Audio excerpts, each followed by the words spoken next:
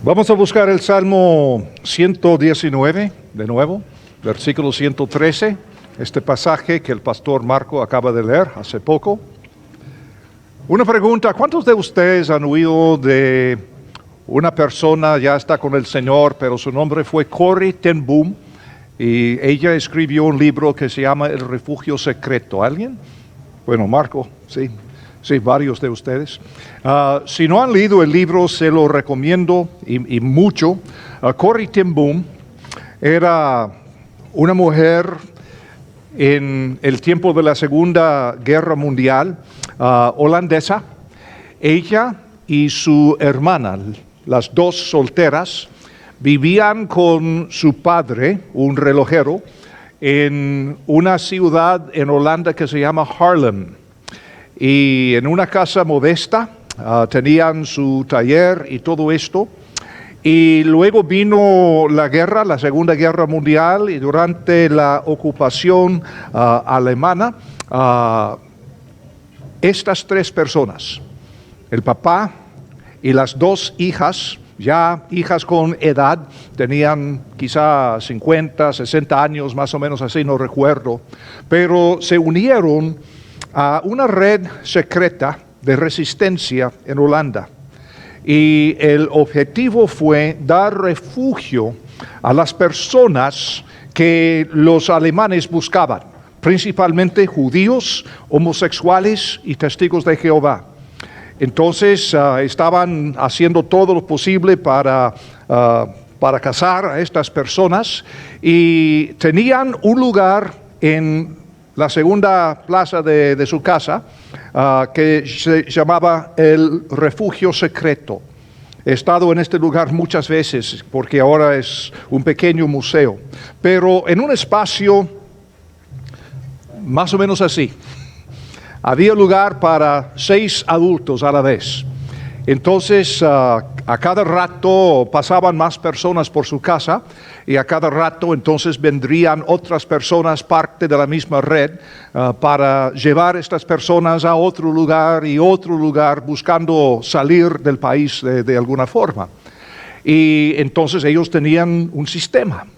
Y vivían estas personas unos días en la casa, pero en cualquier momento de emergencia, entonces tenían como 30 segundos para meterse en este refugio secreto, porque estaba detrás de una cama, en un dormitorio que parecía una pared normal. Y así pasaron casi toda la guerra. Y no recuerdo cuántas personas pasaron por esta casa. Salvaron las vidas de muchas personas.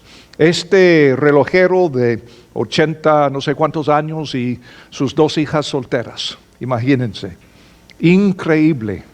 Pero en los últimos días de la guerra los encontraron, y los tres llegaron a los campos de concentración. Y porque el papá estaba en condición delicada, no duró mucho, murió poco después. Con tiempo la hermana de Corrie también murió, y Corrie sufrió cosas que ni las podemos entender. Pero por la gracia del Señor, ella sobrevivió. Y después de la guerra pasó el resto de su vida y vivió quizá 25 años, digamos, después de la guerra más o menos, pero andaba por todo el mundo hablando de sus experiencias y hablando de las vidas que habían salvado, y también cómo es que el Señor le dio la capacidad para amar a los alemanes. Y tiene unas historias increíbles de encontrarse con algunos de esos soldados alemanes después de la guerra. Es fascinante la historia. Pero eso digo porque ahora vamos otra vez aquí a Salmo 119, versículo 113. Versículo 113 dice: aborrezco a los hombres hipócritas, mas amo tu ley. Y yo creo que lo que el salmista nos está diciendo acá es que necesitamos un enfoque correcto en la vida. Ahora, para nosotros es muy difícil a veces hablar de aborrecer, porque como creyentes, como seguidores de Cristo Jesús, tenemos el mandato de amar. Por supuesto, estamos en el Antiguo Testamento, la Biblia hebrea. Pero lo que nos interesa es entender lo que el salmista está pensando en su mente. Hombres hipócritas, esa frase es la traducción de una sola palabra en el hebreo. Y esta palabra aparece únicamente aquí, en la Biblia hebrea. Y la raíz de la palabra quiere decir, por ejemplo, ambivalente, dividido, poco entusiasta, indiferente, y todo esto es la misma idea que encontramos en el Nuevo Testamento en Santiago 1:8, cuando Santiago habla del hombre de doble ánimo. Porque qué interesante, que el salmista no está hablando de un tipo malvado, un tipo que le iba a matar, está hablando de un hombre de doble ánimo. Imagínate el caso de esta pequeña familia holandesa en la guerra, queriendo sobrevivir esta situación y a la misma vez salvar a muchas personas. Y los encontraron porque una persona de doble ánimo los reportó. A lo mejor necesitaba comida y los alemanes les ofrecían dinero, favores, lo que fuera. Personas de doble ánimo. Y seguramente podríamos hacer excusas, dar razones por las cuales estas personas sentían la necesidad de hacer esto. Ahora, para nosotros, hoy día, que conocemos al Señor Jesús, por este lado de la cruz y la resurrección, es un poco diferente. En el Antiguo Testamento se habla de vez en cuando de aborrecer, pero ellos tenían más de 600 leyes que guardar. Estas leyes no se nos aplican a nosotros hoy día, porque el Señor Jesús nos dejó 2 mandamientos únicamente. Y Él dijo que con estos 2 mandamientos se podría resumir todo el Antiguo Testamento. Amar a Dios con todo lo que está dentro, alma, espíritu, mente, y amar al prójimo como a uno mismo. No amar al prójimo que es igual a nosotros, sino al prójimo. No dijo al creyente, dijo al prójimo, que podría ser el musulmán que vive en tu vecindad. Podría ser aquel tipo endrogado que anda por las calles donde vives de noche. Podría ser esta pareja homosexual que vive cerca de ti. El Señor Jesús nos dijo que tenemos que amar hasta ¿qué? Nuestros enemigos. Por un lado decimos, no tenemos que guardar esas 600 y no sé cuántas leyes. ¡Qué rico! Solamente 2. Sí, pero un momentito. Momentito. Amar a Dios y amar al prójimo, hasta nuestros enemigos. Esto sí es un poco difícil, ¿no? Es un poco difícil no llegar a ser hipócrita en esta situación, pero es lo que el Señor nos está diferente. Hay un punto muy importante para nosotros. Lo que uno ama determina el enfoque de su vida. Lo que uno ama determina el enfoque de su vida. Y significa que uno ve todas las dimensiones de su vida en relación con lo que ama y a quién ama. Podemos detenernos, descansar, disfrutar de la compañía mutua en el camino, disfrutar de la vida que Dios nos ha dado. Pero siempre hemos de estar en este camino. Siempre, siempre, siempre. Si amamos a Dios. Y si amamos al prójimo. Entonces no hay por dónde, como decimos. Estamos en este camino. Este camino. Y no hay otro. En los días del libro de los Hechos, en las primeras décadas de la iglesia cristiana, nadie hablaba del cristianismo porque la palabra no se usaba. La palabra cristiano tan solo aparece 3 veces en toda la Biblia. Pero en aquellos días hablaban de los seguidores de aquel camino. El camino. Ah, ¿tú eres del camino? Sí. No decían, ¿a cuál iglesia vas? No decían metodista, presbiteriano, bautista, interdenominacional, asambleas. No, decían, ¿eres del camino? Sí, el camino, porque no hay otro. Y como seguidor de Cristo Jesús, hemos de estar en este camino, jamás abandonar el camino. ¿Y qué es este camino? Amar a Dios, amar al prójimo. 2 reglas, solo eso. 2 mandamientos, solo eso. Es muy interesante cómo es que hoy día podemos buscar cosas en el Antiguo Testamento para complicar la vida y muchas veces como camuflaje para no amar a Dios y no amar al prójimo. Pero mira lo que no estoy haciendo. Mira que esto que es fantástico. Pero ¿qué tal el camino de estos 2 mandatos? Estas 2 reglas. ¿Qué tal eso? Ahora, versículo 114. Y por eso la comparación a Corrie ten Boom.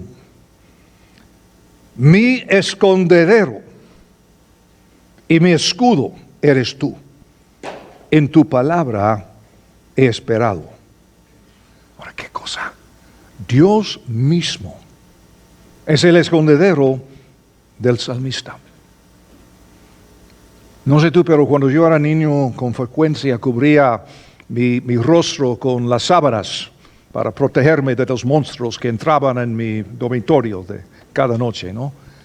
Y ahora que somos adultos tenemos un poco más de sofisticación y toda la cosa, pero muchas veces buscamos refugio en cosas que en realidad no son mucho mejor que las sábanas. Hasta entender que Dios mismo es nuestro refugio, nuestro escondedero. Algunos se ocultan en las actividades, algunos se ocultan en los ministerios, en el servicio, así buscando escapar de sus problemas, sentirse bien al respecto porque lo hacen en el nombre de Jesús, guardando rencor en su corazón a su prójimo, o no pasando tiempo con Dios mismo. Pero lo justificamos porque, mira lo que estoy haciendo en el nombre de Jesús. Estoy sirviendo en el equipo, el Dream Team en Graceway. Aquí estoy 2 o 3 veces a la semana, así que voy aquí, voy allá. Estoy sirviendo de entrenador en la Liga Juvenil de Béisbol y todo. Fantástico. Así ha de ser. Sin embargo, la pregunta es la misma. ¿Qué tal en el camino? ¿Qué tal estos 2 mandamientos? No, es que yo estaba leyendo Levítico, Deuteronomio y encontré tantas cosas ricas, o sea, muchas cosas ricas, pero ¿qué tal eso de amar a Dios y amar al prójimo? Mira, qué fácil es escondernos, no en Dios mismo, sino escondernos en lo que estamos haciendo. En nombre de Jesús. ¿Cuál es el refugio tuyo? ¿Cuál es el refugio mío? Solo hay uno que vale, que es Dios mismo. Escuchen, Colosenses 3, versículo 3, escuchen, son palabras de Pablo. Porque habéis muerto y vuestra vida está escondida con Cristo Jesús. Qué bueno saberlo. ¡El coronavirus! ¡Ah! No, es cosa seria. Claro que sí. Pero yo tengo un refugio secreto. Y aún si me agarra, el refugio es igual. Es igual. No, y si esto, y si fulano no gana la presidencia, que no sé qué, que mi refugio sigue igual. Es Dios mismo. Dios mismo. ¿Por qué? Porque mi vida está escondida en Él. Yo recuerdo una vez en la guerra en El Salvador hace muchos años, un amigo de la iglesia me regaló una pistola para la seguridad de nuestra familia, porque muchos encuentros sucedieron frente de nuestra casa, muchos muertos y toda la cosa. Y yo, muchas gracias por pensar en nosotros, nuestra seguridad. Pero después de pensarlo unos días, se la devolví, pensando en, ok, bueno, yo tengo esta pistola, y si 5 hombres entran en la casa, todos esos hombres con metralletas, y yo con mi pistola, más seguro sin la pistola, pero muchas gracias. Pero espiritualmente tuvimos que aprender lo que el salmista está diciendo, que Dios mismo es nuestro escondedero. Y nuestra vida escondida en Él. Ya como Corrie ten Boom salimos de estos años, pero en camino a la iglesia el día de mañana podría morir en un accidente de tránsito. Yo podría andar por Westport una noche de estas y algún loco me mata con la misma pistola que se le devolví en El Salvador, posiblemente, no sé. Así es la vida. Y tenemos que llegar a este punto de la vida cuando decimos, no, Señor, mi vida, mis días, el número de mis días, Señor, todo esto está en tus manos. Es la misma cosa que David, el salmista, aprendió, depositando su esperanza en Dios y su palabra. 115. Dios mismo es nuestra confianza al enfrentar los ataques, cuando dice, apartaos de mí, malignos, pues yo guardaré los mandamientos de mi Dios. Me hace pensar en el niño que dice, mi papá es más grande que el tuyo. Es más o menos lo que David está diciendo acá, y es cierto, muy cierto. ¿No es interesante cómo es que en los momentos más profundos de la vida somos como niños? Todo muy sencillo, después de todo. Mi papá es más grande que el tuyo. Cierto, claro. Pero ¿qué pasa acá? El enemigo busca sacarnos de nuestro escondedero, de nuestro refugio. Y el salmista dice, yo no me muevo de aquí, pues yo guardaré los mandamientos de mi Dios. Ahora, todo esto es Antiguo Testamento, por supuesto, pero escucha las palabras de Pablo nuevamente, Efesios 4:27, cuando nos advierte del peligro de darle lugar al diablo. Porque ¿qué pasa? El diablo quiere sacarnos de nuestro escondedero. Y si salimos del escondedero, hay peligro. ¿Dónde está el escondedero? En Él. Y si estamos en Él, ¿en cuál camino estamos caminando? En el único. Somos seguidores de Cristo porque somos seguidores del camino. Amando a Dios, amando al prójimo, hasta los enemigos. Qué difícil eso. Sí, pero qué seguro. Qué seguro. Y cuando no estamos en este camino, y oye, no tiene nada que ver con perder la salvación, nada, ni estamos hablando de la salvación, estamos hablando de andar en Cristo Jesús. Pero qué fácil es salir de este camino. No perder la salvación, sino perder la dirección.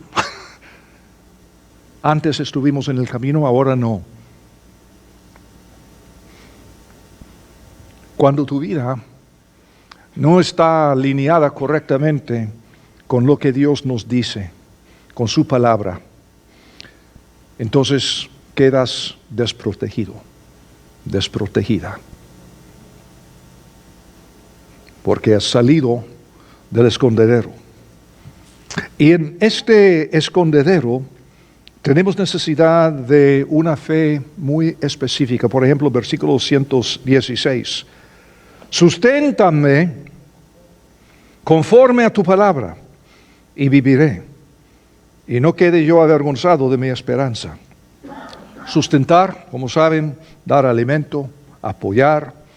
¿Cuál es nuestro sustento? Nuestro sustento trabaja las 24 horas del día y es conforme a su palabra.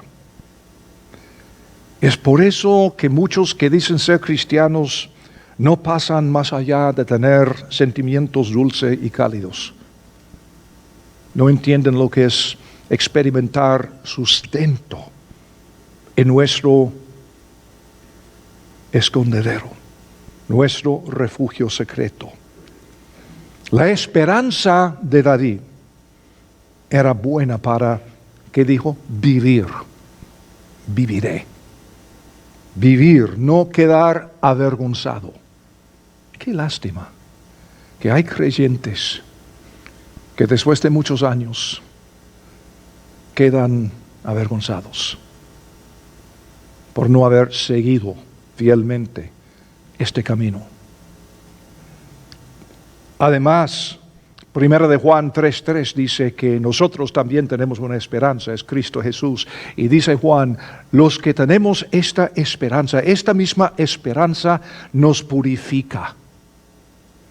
Lo que nos purifica no es lo que hemos dejado de hacer ni lo que estamos haciendo, sino es Cristo mismo, nuestra esperanza en nosotros, que nos da justicia, que nos purifica. Nuestra esperanza. Es una fe también en que Dios sostiene. Versículo 17, sosténme y seré salvo, y me regocijaré siempre en tus estatutos. Sostener es la acción de mantenernos por encima de la lucha, por encima de los problemas. Es como Pedro en los días de Cristo, aquella vez cuando andaba sobre las aguas con Cristo Jesús. ¡Qué milagro, hombre! Pero entonces, ¿qué pasó? Salió del camino, quitó sus ojos de Cristo Jesús, comenzó a pensar en los vientos y la tormenta. Igual nosotros tenemos una fe que nos sostiene en cualquier situación, el problema que sea. No sé si lo aguanto. Claro, es difícil, pero sí lo puedes aguantar, porque tenemos una fe en un Dios que nos sostiene. Él puede. Es la posición que demanda fijarnos continuamente en la palabra del Señor. ¿Qué es lo que dice Dios? ¿Qué nos requiere su amor? Me regocijaré siempre en tus estatutos. Versículo 118. Fe en que Dios oye a los pecadores.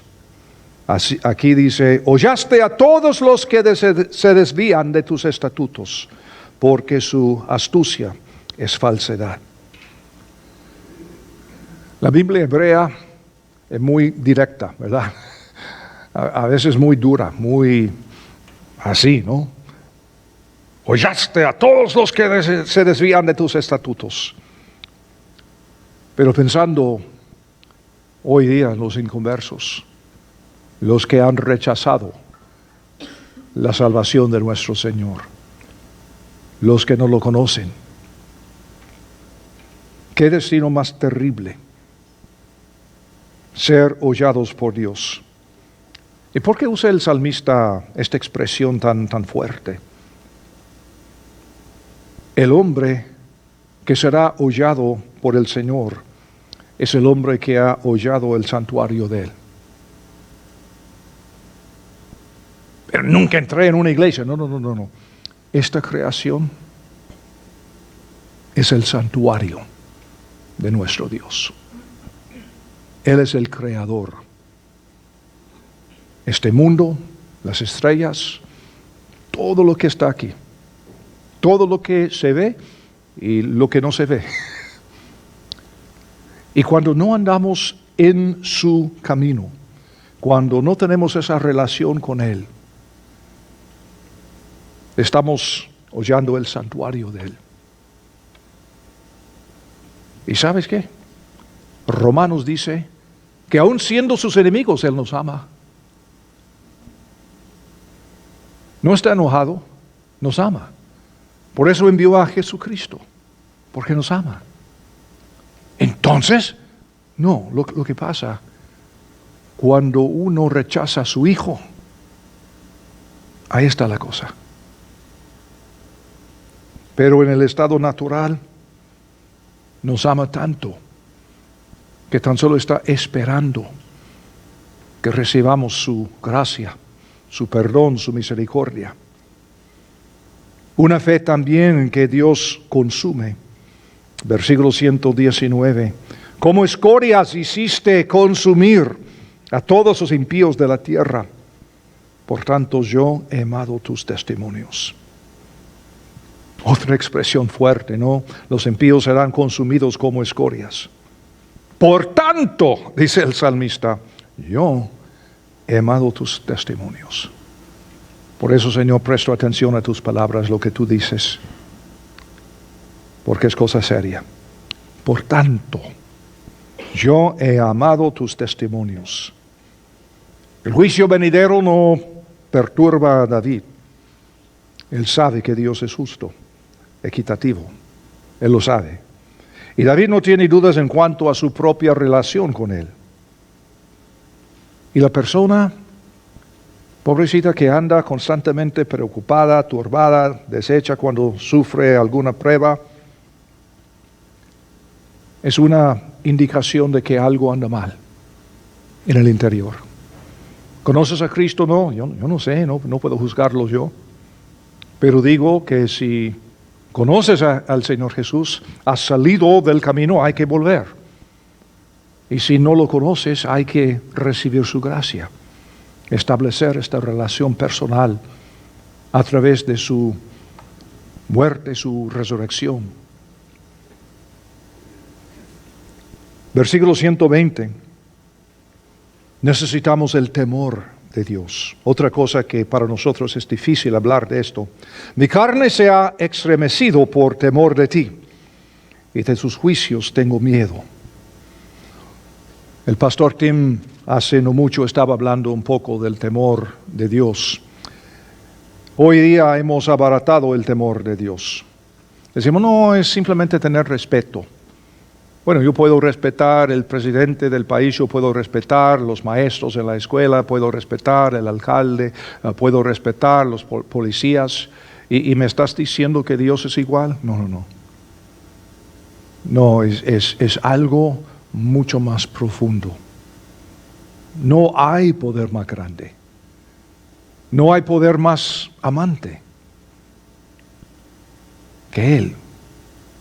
Y este temor de Dios es algo que ha de provocar en nosotros, bueno, claro, una reverencia, una parte, pero es algo mucho más.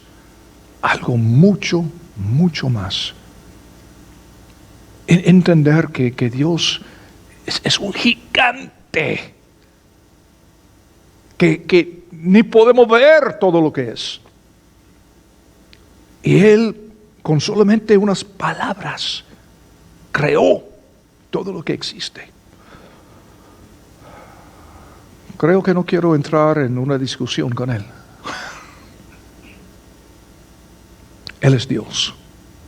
Y cuando el salmista habla del temor de Dios, es algo real. Se supone que respetamos a nuestros padres terrenales, claro que sí. Algunos de ustedes, yo no, mi papá era muy manso y amante y todo esto, pero algunos de ustedes seguramente tenía uno de esos padres bravos. ¡Hijo! Y solamente con esa palabra, pues, uno no puede mover ni hablar. Ahora, como 1000 veces más, así es el temor de Dios. Pero si andamos bien, nadie nos ama más.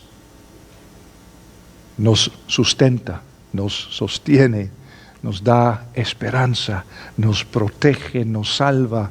Todas las cosas que estamos viendo acá, mucho, mucho más. Temor de Dios y también, dice el salmista, de su palabra. De su palabra. Ahora, claro que no adoramos la Biblia, eso sí lo entendemos, pero si tu papá era uno de esos muy, muy firmes, cuando él ha dicho algo, ¿verdad? Así es. Hijo, yo he dicho. Sin argumento.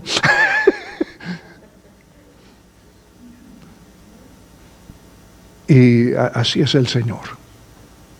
Lo que Él dice es lo que es la verdad. Puede ser que usted nunca en su vida ha leído toda la Biblia. Te lo recomiendo. Pero Dios nos mantiene en su vista como responsables de la palabra que hemos visto. Yo solamente he leído el libro de Juan, magnífico, está bien. Pero la pregunta es, ¿estás viviendo el libro de Juan? Mejor que la persona que ha leído toda la Biblia como 100 veces, pero no vive nada. Mejor leer el libro de Filemón, ¿verdad? Y vivirlo. Un libro tan chiquito, pero qué cosa. ¿Tienes este refugio secreto? ¿Este escondedero? Qué fascinante entrar en el corazón y en la mente del salmista, de David, y ver la relación que tiene con Dios. Como les dije hace algunas semanas, David no andaba con una Biblia como nosotros, ni en el Antiguo Testamento, porque solamente una pequeña porción se había escrito. Y no andaba con esas palabras escritas porque estaban en rollos gigantes en el templo. Pero cada palabra de Dios, por los profetas, por las escrituras, cada palabra de Dios ardía en su corazón. Nosotros podríamos enseñarle muchas cosas de Dios porque tenemos una Biblia completa. David no tenía eso, pero vivía con este temor de Dios y temor de su palabra. Y no fue un miedo, sino lo que dije antes.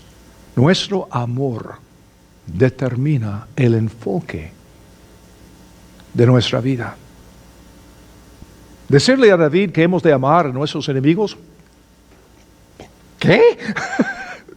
Hubiera sido imposible para David entenderlo, porque nadie había dicho esto hasta Jesús. Y como digo, para nosotros no vivimos bajo la ley de Moisés, aunque es una maravilla estudiarla, aprender principios, conceptos. Hoy día solamente tenemos dos: amar a Dios de todo corazón, todo espíritu, toda mente, y amar al prójimo como a uno mismo. Solo eso. Solo eso. El tipo que robó mi carro, también. A veces prefiero el Antiguo Testamento. Amar hasta... Sí. Pero si logramos hacer esto, entonces las personas en nuestro alrededor llegan a entender algo diferente de nosotros. Iglesias hay, cada calle, cada esquina, por todos lados. Y honestamente, me imagino donde trabajas, donde vives, si una persona ya no conoce al Señor, no tiene mucho interés en la iglesia, mucho respeto, porque honestamente no muchos cristianos viven como cristianos, porque no entienden lo que estamos viendo acá. Pero cuando tú y yo vivimos una vida de estas, dentro de poco alguien se da cuenta. Yo recuerdo hace quizá unos 10 años había una señora que venía a la iglesia, estaba pasando por un tiempo difícil con su marido y pidió consejo para hablar con uno de los pastores. Y con un tiempo, con varias semanas de consejo, su matrimonio iba mejorando y mejorando y mejorando. Y estaba compartiendo todo lo que estaba pasando en su vida en el lugar en donde trabajaba, con las otras mujeres que estaban en la misma oficina. Y una mujer dijo, y pues yo también estoy sufriendo en mi matrimonio, ¿y crees que podrían ayudarme en tu iglesia? Y la señora dijo, por supuesto que sí. Ahora la mujer que dijo esto era musulmana, vestía hijab. Y dijo, por supuesto que sí. Hizo una cita, vino para recibir consejo. ¿Por qué? Porque vio algo tan real en esta otra mujer. Ella y su esposo venían varios meses a nuestra iglesia buscando. Fue muy lindo la primera vez que vino, estaba hablando con el pastor y como es musulmana, casi son las 6, ¿y dónde está el cuarto de oración? Y el pastor muy sabiamente dijo, espérame, voy a buscar la llave. Entonces buscó un lugar solitario allí en la escuela dominical. Por aquí está nuestra sala de oración. Entonces entró ella para orar y todo, y después seguían hablando. Pero aprendiendo lo que es amar al prójimo. A una mujer musulmana que no compartía nada en común con él, solamente que tenía una necesidad. Y ella había visto en otra mujer de otra fe una realidad tan profunda, tan real, que ella buscaba lo mismo. Esto es lo que el salmista nos está diciendo. Sí, tenemos un refugio secreto. Qué interesante que una musulmana puede tomar tan en serio tener un lugar, un refugio para orar. Y nosotros que no necesitamos ningún lugar especial, en cualquier momento estamos en este refugio, porque nuestra vida es escondida en Cristo.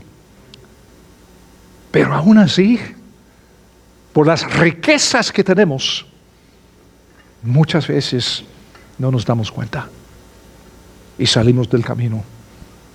Padre Santo, gracias te damos por tener un refugio secreto, lo cual eres tú.